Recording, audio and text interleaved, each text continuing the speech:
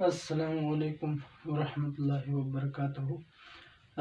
आज हम एक नई वीडियो के साथ आपकी खिदमत में हाजिर हैं।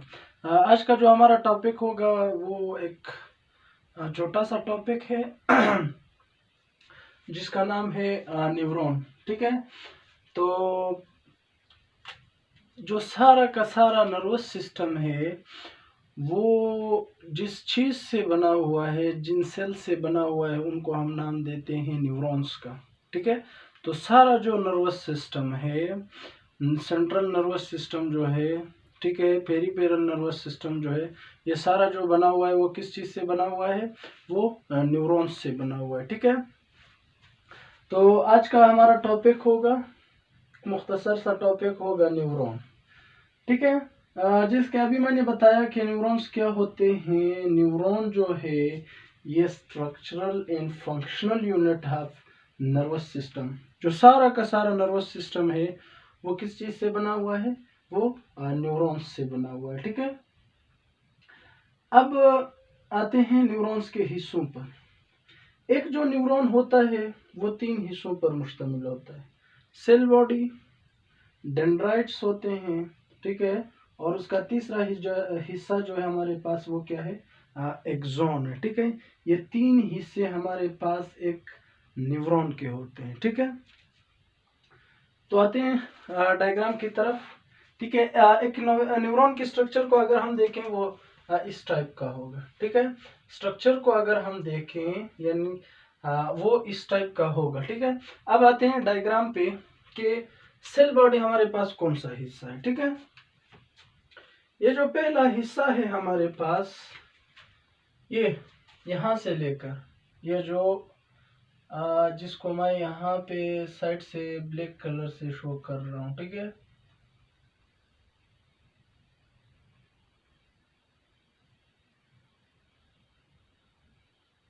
ये वाला हिस्सा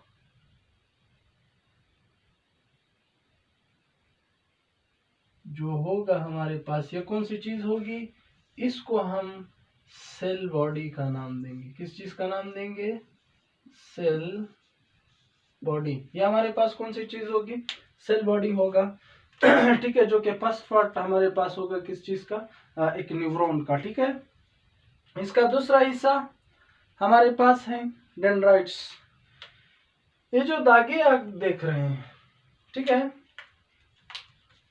ये दागे जो सेल बॉडी मैंने बताई थी जिसको मैं ब्लैक से शो कर रहा था, इससे आगे जो दागे निकले हुए हैं, ये जो ब्लैक कलर से मैंने कवर किया, ये जो इलाका है, एरिया जो है, ये हमारे पास कौन सी चीज होगी?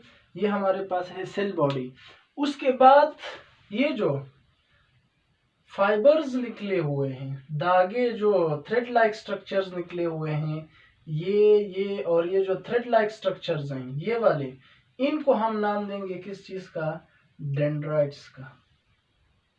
किस चीज का नाम देंगे इनको? डेंड्राइट्स का नाम देंगे। ठीक है, इसको अगर मैं यहाँ पे शो करना चाहूँ, ठीक है, इनको हम नाम देंगे किस चीज का? डेंड्राइट्स का। ये हमारे पास होंगे कौन सी चीजें?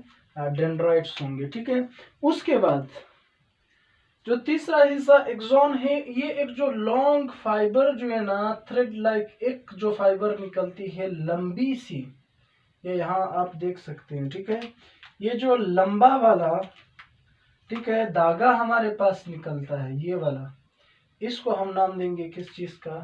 एक्सॉन का। ठीक है, ये हमारे पास होगा एक्सॉन। ठीक है, ये हमारे पास कौन सी चीज होगी? एक्सॉन होगा। तो ये थे हमारे पास क्या चीज? 3 पार्ट्स थे एक न्यूरॉन के। ठीक है, अब सेल बॉडी कौन सा हिस्सा है? अगर हम लिखना चाहें तो हम कैसे लिखेंगे कि सेल बॉडी क्या है? तो सेल बॉडी जो है ना, एक न्यूरॉन का वो हिस्सा है जो कि किस चीज पर? 2 चीजों पर मुश्तमिल होगा। अब ये जो मैंने शो किया है, इसका जो ये ब्लू कलर का एरिया जो है, ये साइटोप्लाज्म। कौन सी चीज है हमारे पास? साइटोप्लाज्म। और इसका अंदर वाला जो ये इलाका है, ये जो एरिया है, ये हमारे पास है न्यूक्लियस। कौन सी चीज है? न्यूक्लियस है। ठीक है, तो एक न्यूरॉन का सेल बॉडी, यानी सेल बॉडी वो हिस्सा होगा एक न्यूरॉन का जो कि न्यूक्लियस और साइटोप्लाज्म पर मुश्तमिल होगा। तो हम लिख सकते हैं कि सेल बॉडी जो है ना कौन सा हिस्सा होगा? कंटेन्स न्यूक्लियस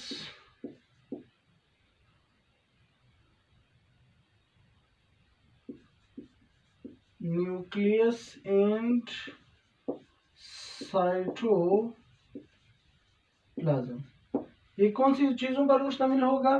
साइटोप्लाज्म और न्यूक्लियस पर। यानी आप लिख सकते हैं आसान से कि cell body is that part of neuron which consist या which contains cytoplasm and nucleus. यानी न्यूरॉन का वो हिस्सा जो कि न्यूक्लियस और साइटोप्लाज्म पर मुश्तमिल होगा, वो क्या होगा हमारे पास? सेल बॉडी होगा। ठीक है, उसके बाद इसके दूसरे हिस्से पर आते हैं डेंड्राइट्स का। डेंड्राइट्स जो फाइन थ्रेड लाइक स्ट्रक्चर्स हैं, ठीक है, फाइबर्स कमिंग आउट। ठीक है, ये कौन सी चीजें होंगी? Fibres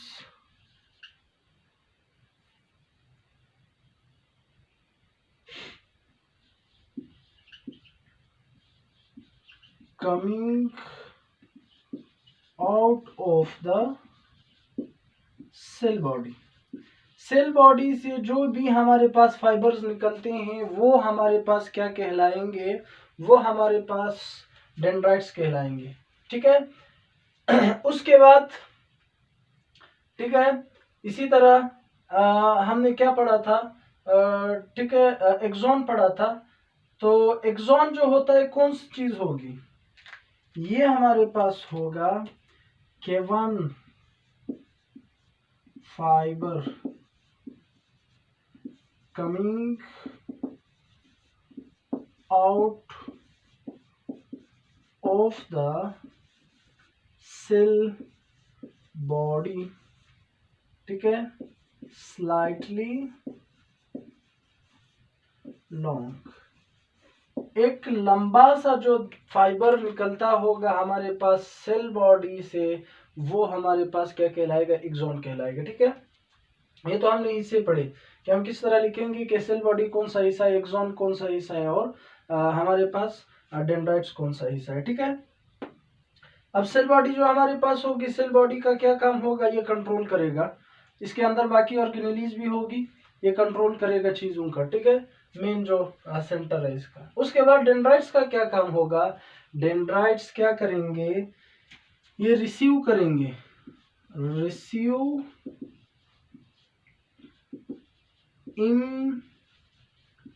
impulses and transfer to the cell body। इसका क्या काम होगा? ये मैसेज को क्या करेगा? वसूल करेगा डेंड्राइट्स, और फिर जो है ना इसको किस चीज को देगा? सेल बॉडी को देगा। ठीक है, लेट सपोज अब इस तरह के बहुत सारे जो है ना न्यूरॉन मिल के जो है ना हमारा नर्वस सिस्टम बनाएंगे। ठीक है, ये तो हमने एक को शो किया हुआ है। अब यहाँ से ये मैसेज वसूल करके इसको कहाँ पहुंचाएगा? ये मैसेज सेल बॉडी को पहुंचाएगा। तो इसका काम क्या हुआ? ये वसूल करेगा और उसके बाद इसको कहाँ पर डालेगा? इसको सेल बॉडी के अंदर ट्रांसफर करेगा, सेल बॉडी को देगा। ये जो है ना किस चीज का काम होता है? डेंड्राइट्स का काम होता है। इसी तरह एक्सॉन हमने पढ़ा कि जो है ना ये थ्रेड लाइक फाइबर होगा, एक फाइबर, ये फाइबर्स थे, ये हमारे पास एक ही फाइबर होगा जो सेल बॉडी से निकलता होगा, स्लाइटली क्या होगा? लॉन्ग होगा। ठीक है, और ये जो है ना क्या होगा? एक शीट, ठीक है, एक लेयर से ढका हुआ होगा, लेयर से कवर हुआ होगा। उस लेयर को हम नाम देंगे किस चीज का? माइलिन शीट का नाम देंगे। किस चीज का नाम देंगे? माइलिन शीट का नाम देंगे। उसके बाद ये माइलिन शीट जो है ये वक्फे वक्फे पर कुछ इंटरवल्स के बाद ये क्या होता है? ये ब्रेक होता है। तो ये जो ब्रेक होता है जहाँ पे ये टूट जाता है, ये नॉन माइलिनेटेड पार्ट है। जो हमने पढ़ा था कि जिस पे माइलिन शीट होगी उसको माइलिनेटेड कहेंगे, जो नहीं होगा उसको नॉन माइलिनेटेड। तो ये नॉन माइलिनेटेड एरिया जो हमारे पास होगा इसको हम बोलेंगे नोड ऑफ रेनवीर। ये हमारे पास कौन सा इलाका होगा? नोड ऑफ रेनवीर होगा। और ये माइलिन शीट बनती किस तरह? ये एक लेयर है जो हमारे पास स्पेशल टाइप के जो जो है ना क्या होते हैं, सेल्स होती हैं, वो खारिज करती हैं। ठीक है, उससे जो है ना हमारे पास क्या बनता है, ये माइलिन शीट बन जाती है, जिसको हम श्वान सेल का नाम देते हैं। किस चीज का नाम देते हैं? श्वान सेल का।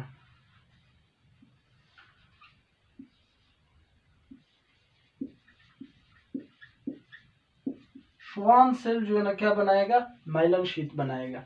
अब इसका काम क्या होगा? ये सेल बॉडी से मैसेज को क्या करेगा? वसूल करेगा और ट्रांसफर करेगा। किस चीज को? नेक्स्ट न्यूरॉन को।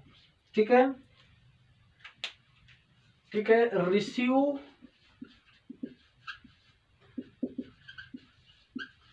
impulses from cell body and transfer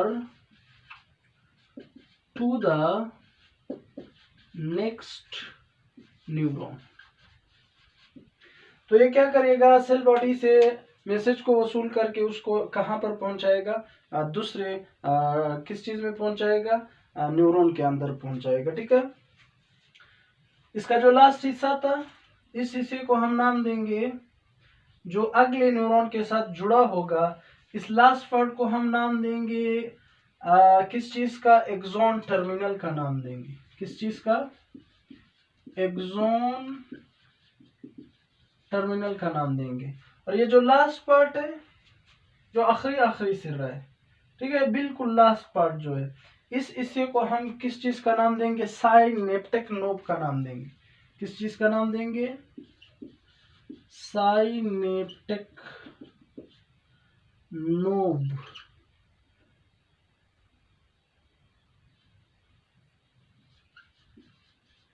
इसको हम नाम देंगे साइनेप्टिक नोब, जो एक दूसरे न्यूरॉन के साथ जुड़ के, ठीक है, एक्सॉन के जरिए वहां पर क्या होगा? मैसेज जाएगा। ठीक है, आज का जो था हमारा टॉपिक, हमने न्यूरॉन पढ़ा था। जल्दी जल्दी से इसकी रिवीजन करते हैं। न्यूरॉन जो था वो स्ट्रक्चरल और फंक्शनल यूनिट था। किस चीज का? नर्वस सिस्टम का। ठीक है, और न्यूरॉन के कितने हिस्से थे? 3 हिस्से थे, सेल बॉडी, डेंड्राइट्स और एक्सॉन। सेल बॉडी कौन सा इलाका था? जो न्यूक्लियस और साइटोप्लाज्म पर मुश्तमिल था, जो कंट्रोल करता था पूरे न्यूरॉन को। और डेंड्राइट्स जो कि फाइबर्स थे जो सेल बॉडी से निकलते थे, जिनका क्या काम था? मैसेज को वसूल करना और उसको आगे पहुंचाना। उसके बाद हमारे पास एक्सॉन था, जो एक लंबा सा स्लाइटली लॉन्ग एक फाइबर निकलता है सेल बॉडी से, और वो मैसेज को सेल बॉडी से वसूल करके दूसरे न्यूरॉन तक क्या करेगा? पहुंचाएगा। यानी यहाँ से मैसेज डेंड्राइट्स वसूल करेंगे, इसको सेल बॉडी तक पहुंचाएंगे। सेल बॉडी से ये मैसेज कहाँ पर जाएगा? एक्सॉन में जाएगा, और एक्सॉन इसको आगे दूसरे न्यूरॉन को पहुंचाएगा। और इस तरह से हमारे जिस्म के अंदर जो एक सिस्टम है, जिसको हम नर्वस सिस्टम बोलते हैं, वो इन न्यूरॉन से मिलके बनता है। आई होप कि आज का लेक्चर आपको पसंद भी आया होगा और आपने कुछ सीखा भी होगा। एक नए वीडियो के साथ आपकी खिदमत में हाजिर होंगे इंशाल्लाह। तब तक के लिए हमें इजाज़त दीजिए।